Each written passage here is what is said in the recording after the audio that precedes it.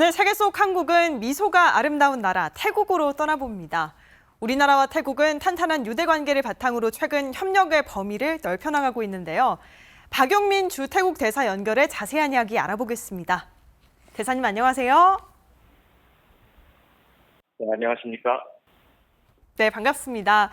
자, 지난해 11월에 태국에서 특별한 길이 개통됐다는 소식이 전해졌는데요. 바로 한태국 우호의 길입니다.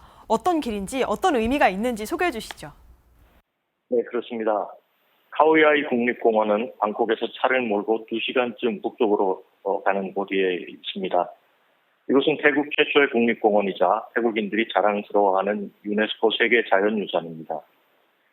산과 숲이 아름다운 이 공원에 작년 11월 한태국 우호의 길이 조성됐는데요.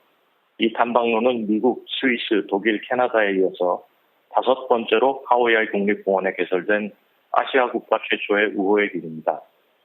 한태국적 전략적 동반자 관계 10주년 그리고 한태국 수교 65주년을 기념해서 작년에 조성됐습니다. 카오야이 국립공원 안에서도 제일 인기가 높은 관광지인 해운나로 폭포로 가는 길인데요. 한국의 특색을 살린 전통 대문, 돌담길, 솥대를 설치했습니다. 한국의 국립공원공단 그리고 태국 천연환경자연부 국립공원국과 협의체를 구성해서 역할을 분담해 조성 사업을 진행했고요. 양국 간 협력의 경험을 쌓아나간 또 하나의 좋은 사례였다고 생각합니다. 태국인이 사랑하는 자연유산에 한국의 전통적인 이미지가 담긴 공간으로 조성된 이 한태 우호의 길은 2022년 한태 정상회담 계기에 채택된 공동행동계획에도 포함된 바 있었습니다. 양국 우호 관계 증진의 기념비적인 장소이기 때문에 앞으로 많은 분들이 찾아주실 걸 기대하고 있습니다. 네, 이렇게 많은 그 우호 협력 관계에 깊어진 원동력을 꼽는다고 하면 바로 인적 교류가 아닐까 싶은데요. 특히 올해는 지난해에 이어서 한태국 상호 방문의 해로 진행이 됩니다. 아마 관광 활성화도 기대해 볼 수 있을 것 같은데 어떻게 전망하십니까? 네, 코로나19 발생 전에 태국은 동남아 최대 방한 국가로 19년 방한한 태국인이 57만 명, 태국을 방문한 한국인은 189만 명, 그러니까 총 246만 명에 이르는 인적 교류가 있었습니다. 작년에는 약 38만 명의 태국인이 방한했으니까 양국 관광 교류가 다시 회복 중에 있다 이렇게 말씀드릴 수 있겠습니다. 한국과 태국은 서로에게 중요한 관광 시장입니다. 작년과 올해는 말씀하신 것처럼 한태 상호 방문의 해로 지정되어서 특별한 사업들이 진행되고 있습니다. 이걸 계기 삼아 양국 관광 교류 규모가 코로나 이전 수준으로 되도록 조속히 회복될 걸 기대하고 있습니다. 태국 관광객을 적극 유치해서 우리 내수 경제에도 도움을 주고 또 양국민의 상호 이해와 우호 관계 발전으로도 이어지기를 기대합니다. 네, 또 여기에 더해서 이런 인적 교류나 관광 활성화 외에도 최근에는 경제 협력도 더 많이 확대되고 있는 것 같습니다. 지난 3월이죠. 태국과의 경제 동반자 협정 협상 개시가 본격화됐는데요. 아마 최종적으로 체결되면 많은 효과가 기대되는데 어떤 걸 예상하십니까? 네, 한국 태국 간 교역액은 한 아세안 FTA가 체결된 이래 꾸준히 100억 불 이상을 기록해 왔습니다. 태국에는 삼성전자, LG전자, 포스코 같은 우리 기업 400여 회사가 진출을 해 있기도 합니다. 제가 주 태국 대사로서 조금 아쉽게 생각하는 건 아세안 내 GDP 규모로는 경제 규모 2위, 무역 규모로는 3위인 태국과의 우리 경제 협력이 아직까지 획기적으로 도약하는 계기가 좀 부족하지 않았나 하는 점입니다.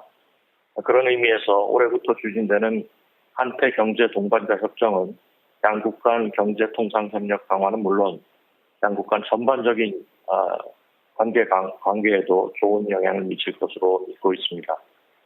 경제 동반자 협정은 우리가 흔히 알고 있는 FTA에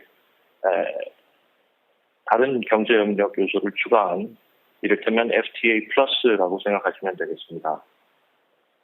한태 EPA는 아직 1차 협상도 시작하기 전이라서 효과를 미리 예측하기는 조금 조심스러운 면이 있습니다. 다만 양국 간에는 한아세안 FTA 그리고 RCEP이 이미 체결되어 있어서 기본적인 품목에 대한 과세 인하는 이미 이루어져 있는 상황입니다.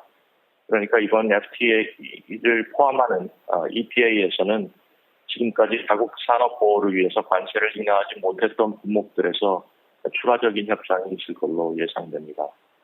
최근 급변하는 국제 정세에 공동 대응하는 공급망 협정 협력이라든지 또 산업기술 협력처럼 관세 인하 이외의 분야에서도 논의가 있지 않을까 기대하고 있습니다.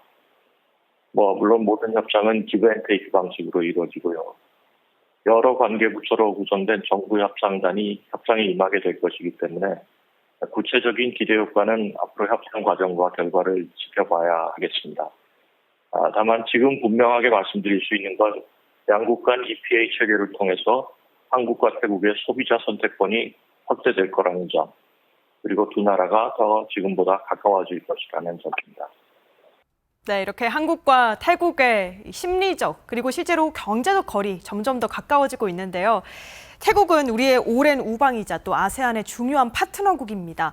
앞으로 더욱더 협력을 심화하고 견고하게 관계를 쌓아 올릴 필요가 있을 것 같은데 올해 어떤 계획 갖고 계신지요? 네, 올해로 양국은 수교 66주년을 맞게 됩니다. 이렇게 오래된 양국 관계 연역에 걸맞는 실질 협력을 확대하려고 합니다. 태국은 현재 외국 전기차 생산 기업을 비롯해서 AI, 반도체 분야의 글로벌 기업을 유치하려고 무진 애를 쓰고 있습니다. 우리 기업들은 전쟁, 재난 등 불안한 국제 환경 속에서 안정적인 생산지를 찾고 있죠. 태국은 지리적으로 가까울 뿐만 아니라 지정학적으로도 안정성이 높은 곳입니다. 전력, 통신, 교통 등 아주 우수한 인프라도 갖추고 있고요. 태국이 최근에는 높은 관심을 보이고 있는 반도체, 전기차, 소프트 파워 같은 분야들이 다 우리나라가 세계에서 선도적인 역할을 하고 있는 분야에 해당합니다. 하지만 아직 태국 국민들에게 한국 기업 브랜드의 존재감은 그렇게까지 크지 않은 편입니다. 이걸 뒤집어서 말씀드리면 매출 성장 잠재력이 크다 이렇게도 표현할 수 있겠죠. 회사관은 우리 기업의 태국 진출, 그리고 한국 브랜드 상품의 태국 수출을 확대하기 위해서 앞으로도 계속 노력해 나갈 예정입니다. 네, 기업 진출뿐만이 아니고 계획대로 한국, 태국 파트너십이 올해 더 강화되는 한 해가 되길 바라봅니다. 지금까지 박용민 주 태국 대사와 이야기 나눴습니다. 오늘 말씀 고맙습니다. 감사합니다.